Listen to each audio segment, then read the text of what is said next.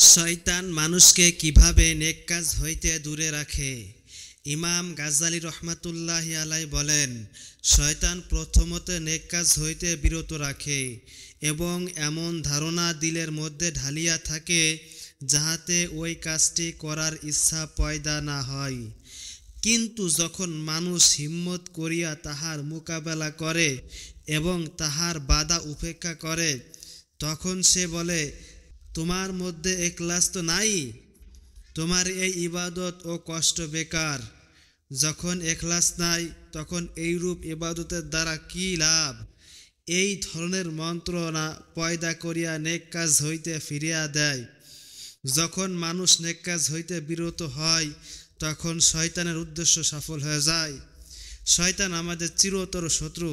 আমাদের ভিতরে এখলাস না হইলেও আমরা নেক কাজ করতে থাকবো এবং আল্লাহর কাছে এখলাসের জন্য দোয়া করতে তাহলে থাকবো। আল্লাহ আমাদেরকে আমল করা তৌফিক দান করুন।